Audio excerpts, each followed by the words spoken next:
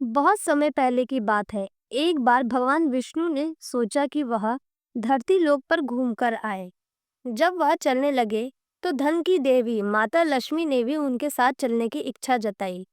भगवान विष्णु ने लक्ष्मी जी से कहा, तुम मेरे साथ चल सकती हो, लेकिन मेरी एक बात माननी होगी। मैं तुम्हें एक दिशा बताऊंगा, तुम्हें गलती से भी उस दिशा में नहीं जाना है। माता लक्ष्मी ने बात मान ली और दोनों धरती पर आ गए।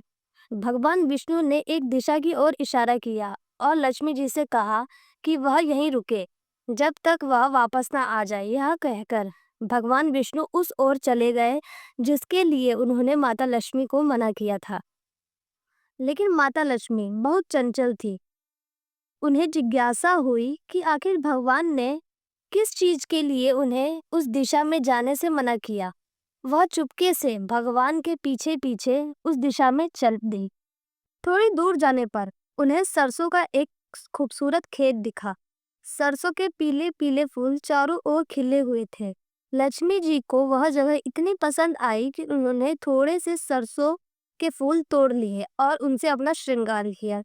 जब भगवान विष्णु वापस आए, तो उन्होंने देखा कि लक्ष्मी जी को सरसों के खेत में खड़ा और उनके हाथों में फूल देखे।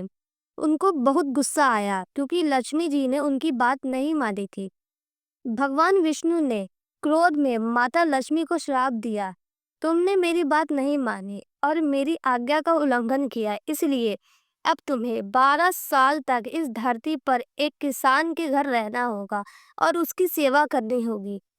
यह सुनकर लक्ष्मी जी बहुत दुखी हुई, लेकिन भगवान की बात मानकर वह पास के एक गरीब किसान के घर चली गई।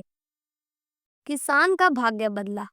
जिस किसान के घर लक्ष्मी जी रहने आई, वह बहुत ही गरीब था, लेकिन जैसे ही लक्ष्मी जी ने उसके घर में कदम रखा, किसान का भाग्य बदल गया।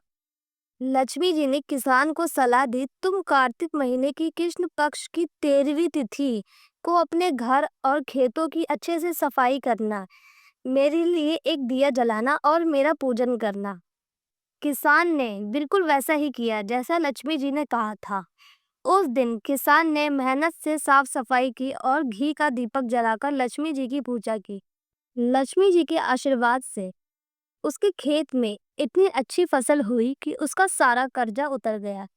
धीरे धीरे किसान का घर धन और अनाज से भर गया। उसके पास किसी चीज की कमी नहीं थी। देखते ही देखते 12 साल पूरे हो गए। 12 साल पूरे होने पर भगवान विष्णु लक्ष्मी जी को वापस लेने के लिए किसान के घर आए। जब किसान को पता चला कि लक्ष्मी जी वापस जा रही है, तो वह बहुत दुखी हुआ। उसने भगवान विष्णु से विनती की कि वह लक्ष्मी जी को उसके पास ही रहने दे, क्योंकि उनके आने से उसके जीवन में सुख समृद्धि आई है। तब भगवान विष्णु ने किसान को समझाया, लक्ष्मी चंचल है, वह एक जगह नहीं ठहरती, उन्हें बड़े बड़े लोग भी नहीं रोक पाए। वह तो मेरे श्राप की वजह से 12 साल तक तुम्हारी सेवा कर रही थी।